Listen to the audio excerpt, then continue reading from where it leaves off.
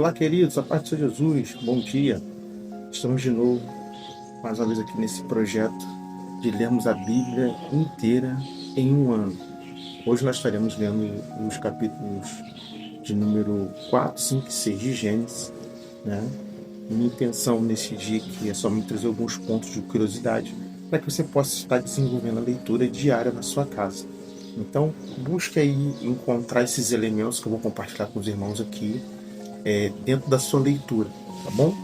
Então aqui eu anotei alguns pontos, eu vou estar dizendo para os irmãos depois procuram no meio da leitura, tá bom? O primeiro que foi o nascimento dos filhos de Adão e Eva.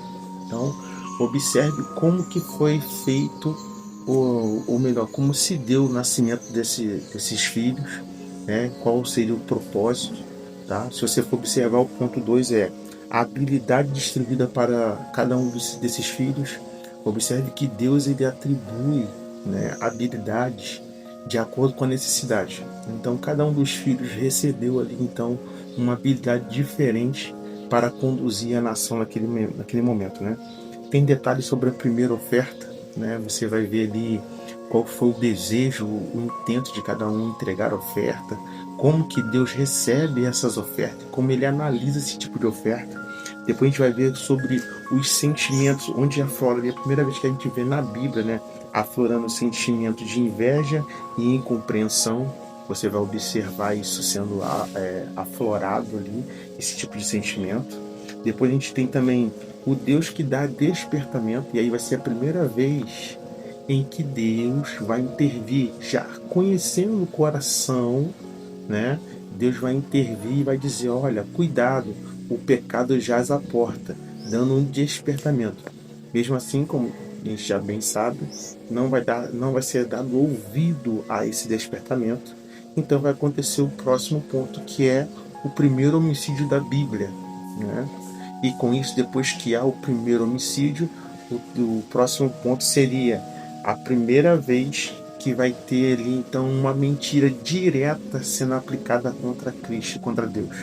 Então Deus ele desce, faz um questionamento, mesmo Deus já sabendo.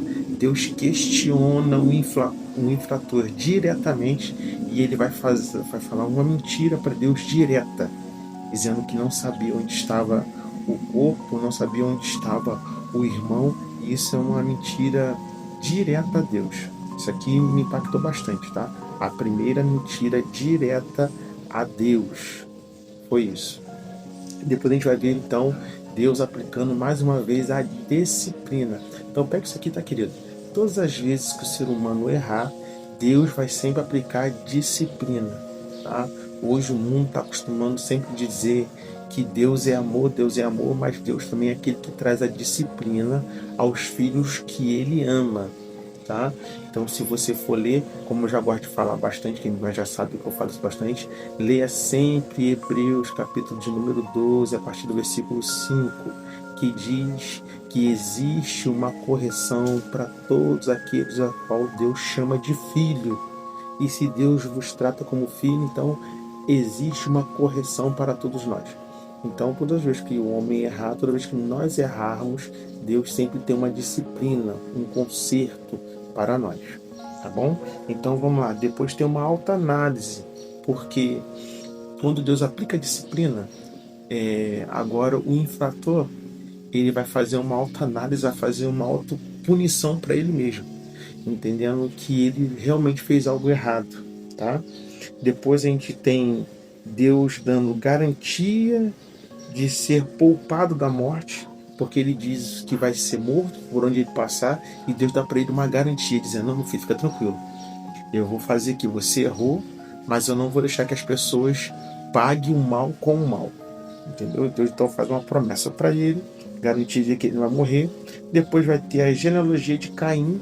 Isso aqui é muito importante, você se ater a essa genealogia, para você entender que mesmo Caim sendo expulso da linhagem principal que Deus depois vai estar trabalhando, mesmo assim ele teve a sua descendência e teve uma população que é descendente de Caim, tá bom?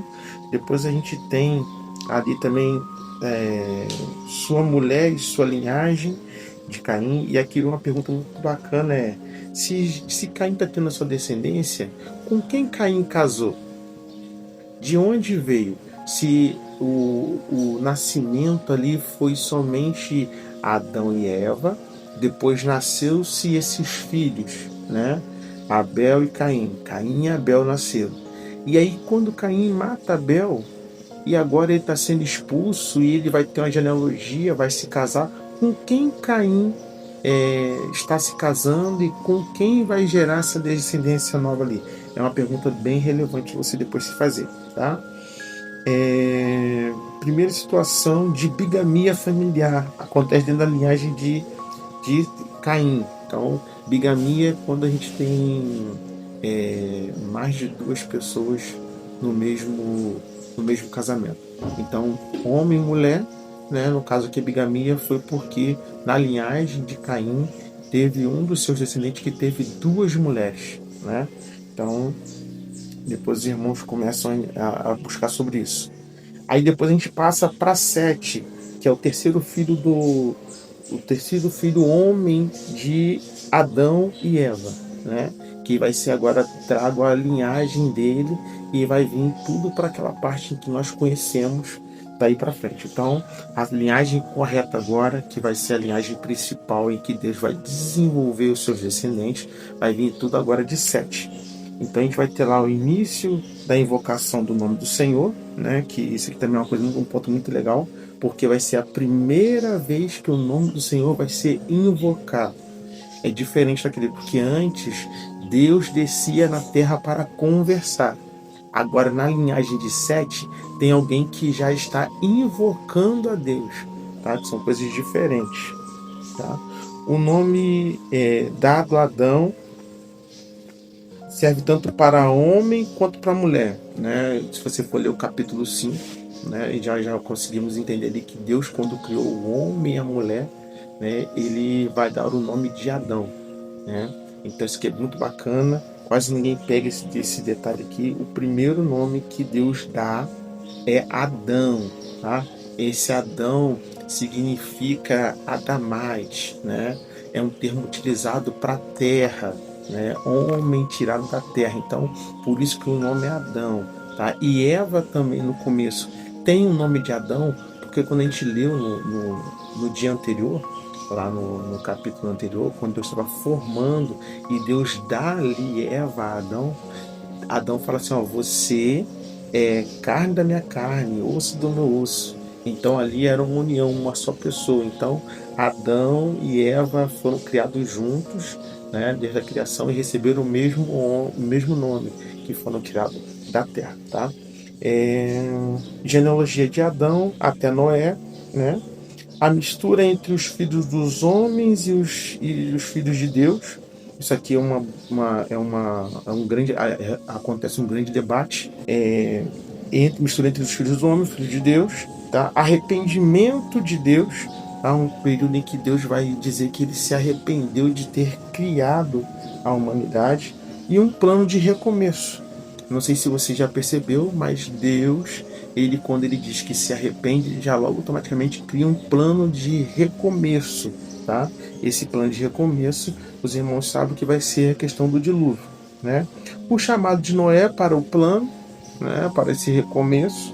Depois a gente tem firmado uma aliança com Noé e sua família sobre a questão da salvação. Isso aqui é muito interessante, porque Deus já havia decretado que haveria uma destruição em massa da humanidade. Mas mesmo assim ele cria um plano de salvação, e o plano de salvação ele faz uma aliança com uma família, tá? Então a gente aqui depois poderíamos até falar sobre tipologias bíblicas, né? Então tipologia bíblica é quando algum texto dá alusão daquilo que tem como promessa para nós. E é o mesmo estilo do plano de salvação hoje para nós, é como se fosse uma tipologia da arca, né? Que já está decretado, né, a destruição, mas mesmo assim Deus criou um plano de salvação e fez uma aliança com a família de Noé, tá? E também tem a obediência de Noé. Aqueles aqui são alguns pontos que eu anotei do capítulo 4, 5 e 6. Espero que você possa ser impulsionado a estar estudando, né, lendo com atenção. Não leia simplesmente por ler, mas leia com atenção, observando os detalhes, para que você possa ser bem sucedido na sua leitura e consiga extrair vários detalhes bacanas dentro desse texto, tá bom? No mais, espero que você tenha gostado, tá? Se prepare, porque amanhã terá outro vídeo falando sobre o capítulo de número 7, 8 e 9. Então fique atento aí e espere, e creio que nós vamos vencer esse ano fazendo a leitura por completo de toda a Bíblia. Fiquem todos com Deus e a paz do Senhor.